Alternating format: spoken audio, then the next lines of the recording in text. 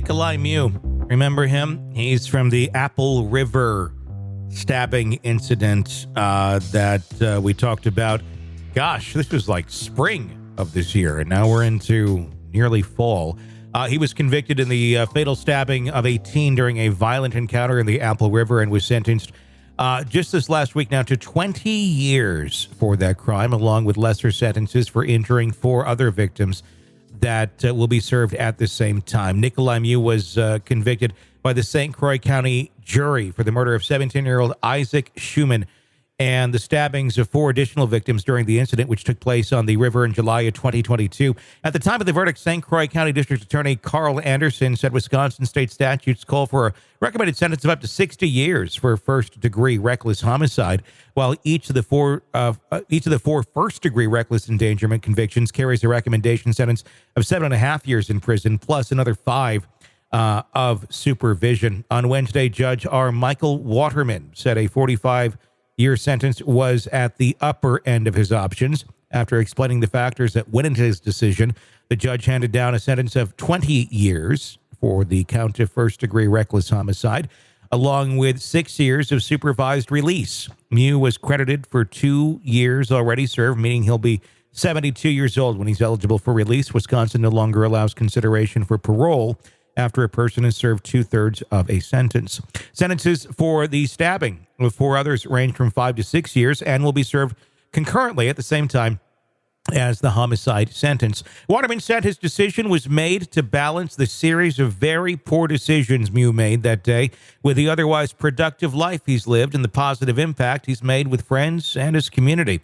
The downward departure represents punishment for what he did, but that also recognizes who he is and the circumstances of his crime, Judge Waterman told the courtroom. Miu was led into the packed St. Croix County courtroom Wednesday morning, where family and friends of those stabbed in the river attack are making victim impact statements. First up was Schuman's mother, Alina Hernandez, who described Isaac as a mother's dream, a kind, sensitive, talented human being who stepped in when he saw others in danger.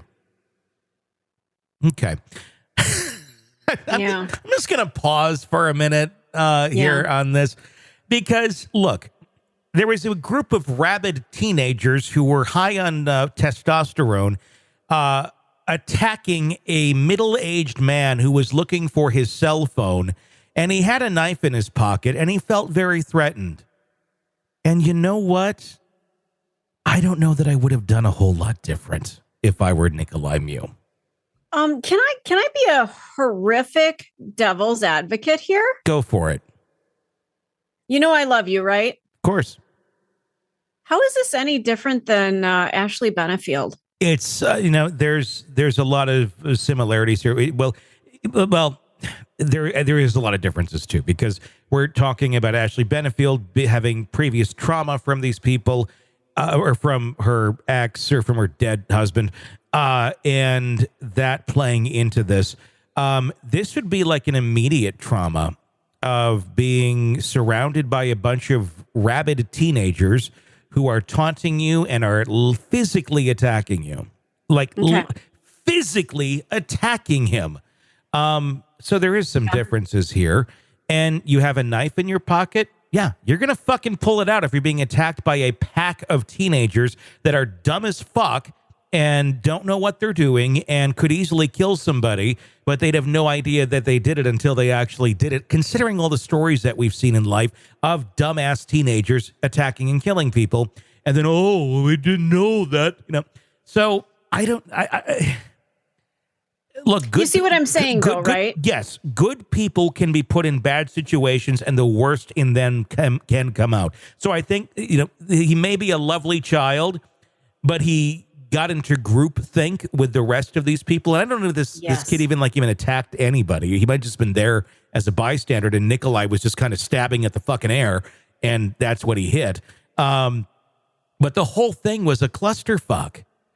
Number one, none of this would have happened had those kids not confronted him the way that they did. So honestly, the blame, in my opinion, goes on the fucking kids initially. You went after this guy, started calling him a fucking pedophile and all sorts of shit, and then you physically attack him, and then he defends himself and people die. and he's at fault? Fuck you. No, it's a good point, because none of this should have happened. It's one thing to have, somebody acting like an asshole and you just go, God, what a prick. And you just move about your business. This escalated and it didn't need to. There wasn't any pedophilia going on. And it was the guy was looking for his cell phone. And it was escalated by the kids. Yes.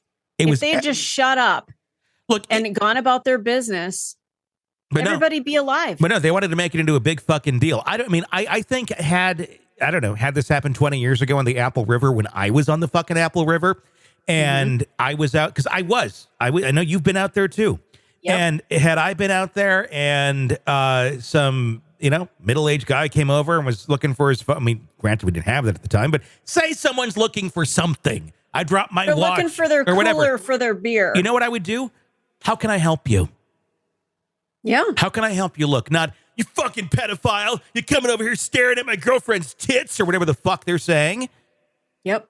Like, no, he's just a guy looking for his fucking phone, you fucking morons.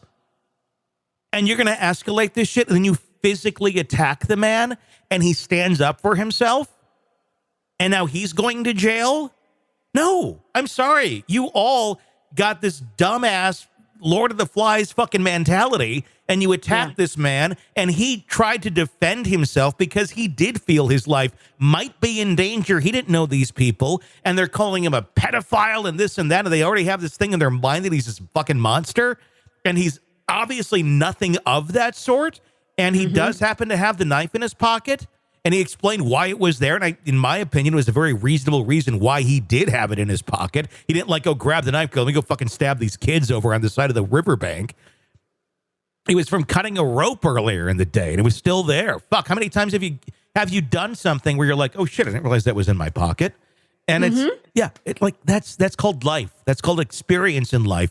And you have experience in life too when you're accosted by a bunch of rabid fucking teenagers, and you see how rabid these kids can be today because they don't have any sort of fucking parental overview. And there were parents even here too who didn't step in, which I think was just fucking insane. This case drives me nuts because I think it was a horrible thing. He clearly regrets it. And let's play a bit of that. We've heard so many sentencings where there's victim impact statements made, and then the actual person who's being sentenced makes their impact or makes their statement, and it falls on deaf ears because it's bullshit. This man, I 1000% believe, is sincere and honestly should be a free man today. He thought his life was in danger, and he stood up for himself. Fuck, this is another one too, where had this shit happen in Florida or something and it's stand your ground, we wouldn't be having this conversation. But it happened in Wisconsin. Let's take a listen. All right. Dear parents, family, and friends of Isaac, I would like to... He's trying to get his composure. I would like to start by letting you know how deeply sorrowful I have been. I am, and I will always be, for the real fact that Isaac is not with you anymore, and that I was directly involved in his very tragic and unimaginable death at such an early age. I never meant for this tragedy to occur. My soul is broken. My heart is very heavy.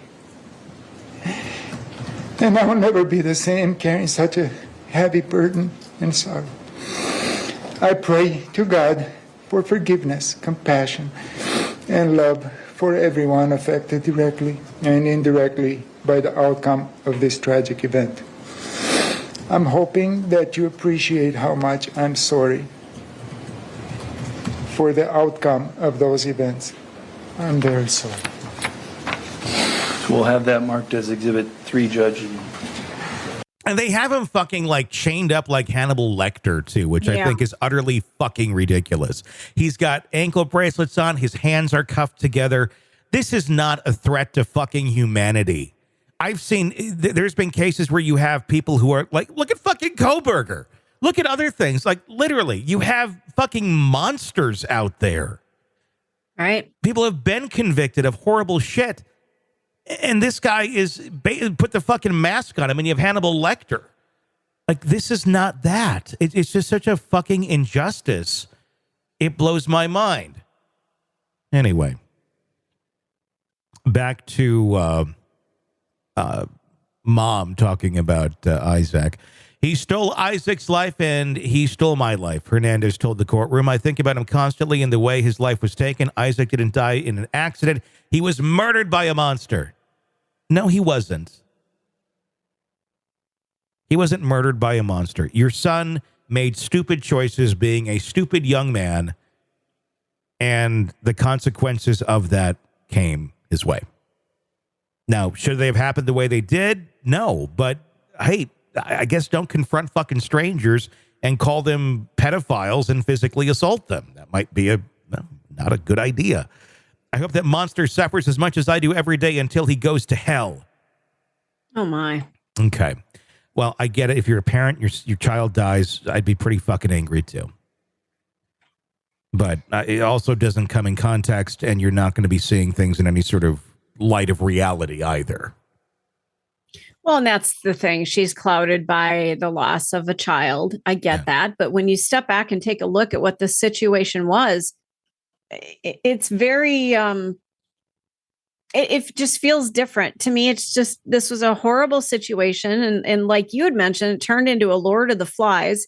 It escalated. It didn't need to. There wasn't a risk to anybody's life until there was. And it was initiated by the kids. Yeah. And that's the reality. But nobody wants to take responsibility. No one wants to say their kids were in the wrong here. Right. And you know what? 99% of the time in situations like that, it's usually the kids that are in the fucking wrong because they're kids and they're dumb. And we all were dumb and young at one point. But the thing is, there's no restraints on some of these kids.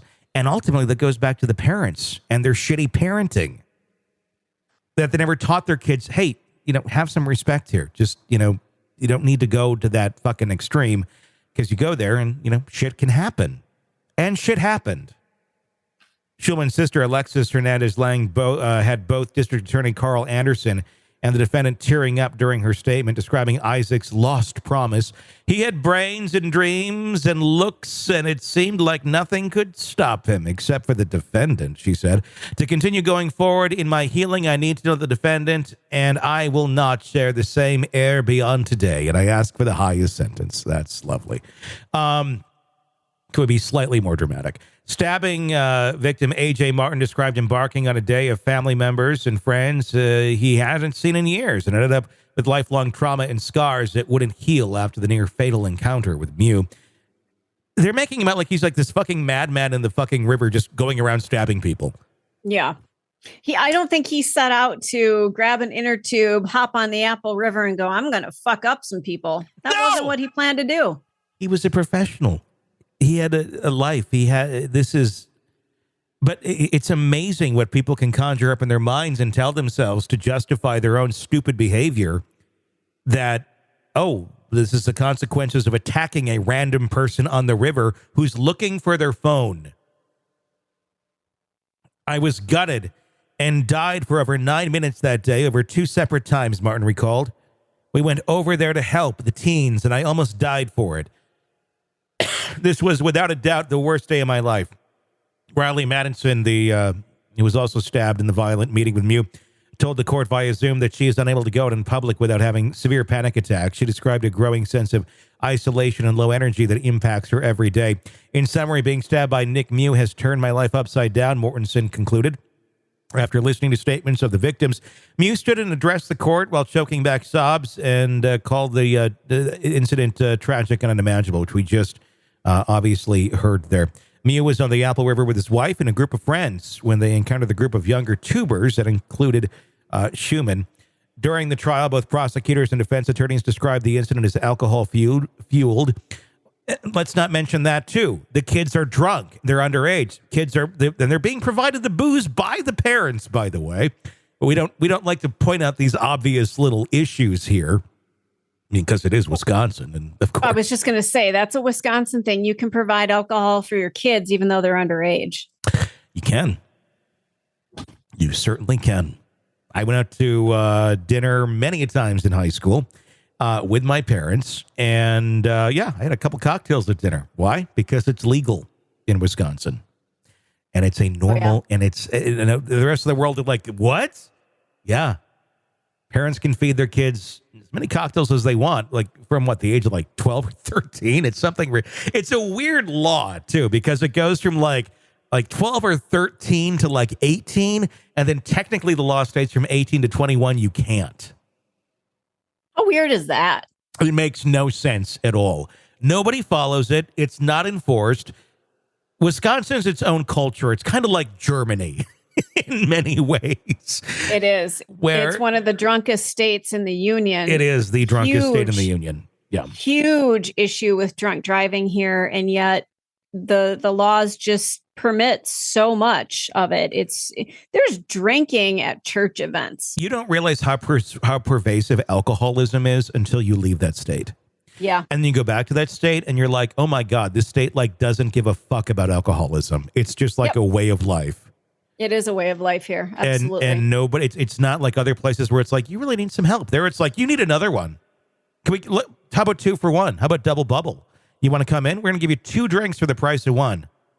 and Tony, there's a big slogan, and I know you've heard of it. Drink Wisconsinably. Drink Wisconsinably. Yeah. Sums it up. As I sit here while having a cocktail during us recording. Well, that's a whole different story. You're almost on vacation. That's true. This is the very last shows I'm doing before I'm going on vacation. So I'm like, it's the end of my work week. Miu claimed that he was looking for a friend's lost phone when he walked up to the group of younger tubers. Video from the river captured the teens yelling, accusing Miu of looking for little girls. And the conflict quickly escalated. A third group became involved in the escalating altercation. Madison Cohen and Riley Madison stood close to Miu in the video, and Miu said he pushed Cohen away from his face. Yeah, because these fucking kids were getting up in his face and calling him a child predator. Which was not, they don't know anything about him. He wasn't doing anything. He's like, I'm looking for my phone. You're looking at my girl's tits? You're looking at and yeah. Others who were there say Miu actually punched Cohen in the face. Several witnesses testified to saying the interaction of hearing shouts of, he hit that girl! And additional people gathered around the group, including stabbing victims, Tony and Dante Carlson. Immediately after the initial conflict, the defense says the groups of teens converged, pushing Miu backward into the water and taunting him with names such as raper and pedophile. Once Miu stood up in the water, he took out his knife, as seen in the video.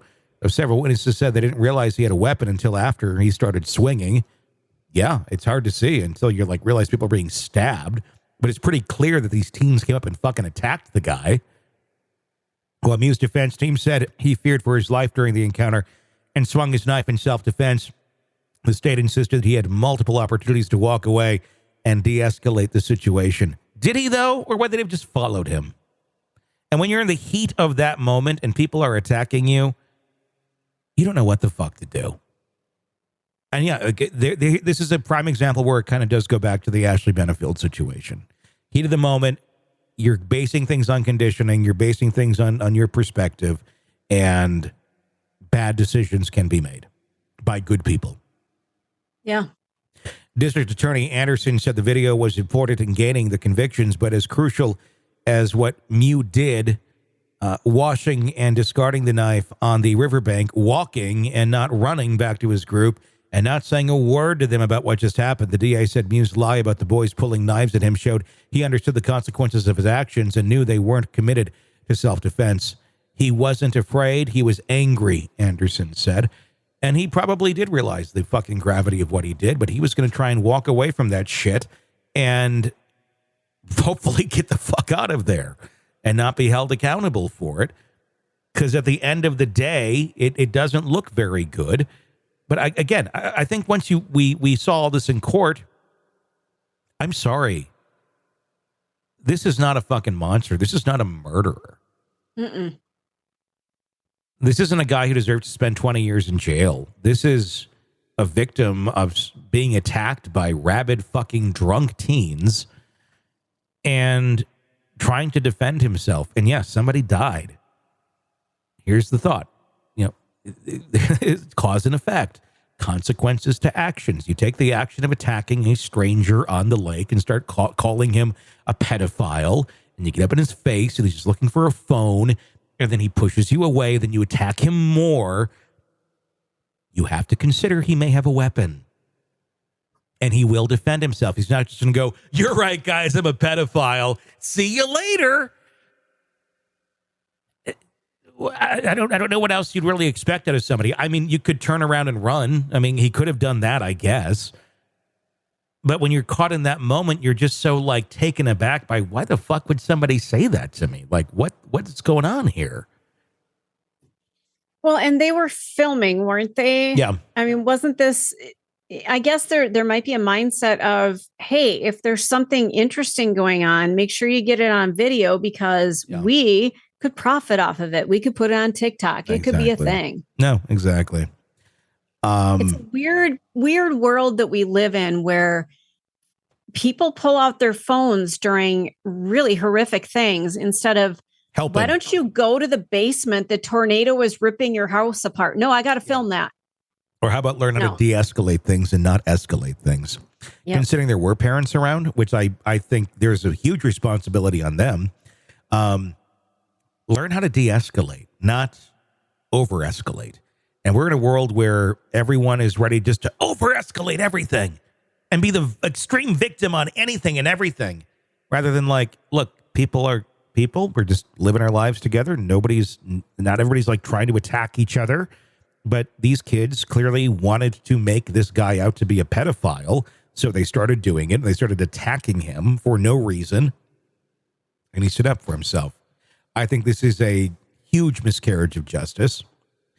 And I honestly hope that, these people that are surviving members of this, I hope karma comes for them at some point in time. I don't know how or what, but this is not right at all. And I think this is a very fucked up verdict for what actually took place there. Yep, I agree. Want to listen ad-free? Want advanced access to all of our interviews before anyone else? Become a True Crime Today Premium Plus subscriber on Apple Podcasts. You get every episode commercial-free, so you can binge on true crime until you can binge no more. Search True Crime Today Premium Plus on Apple Podcasts now, or go to our podcast page and sign up now. More of the Hidden Killers podcast next.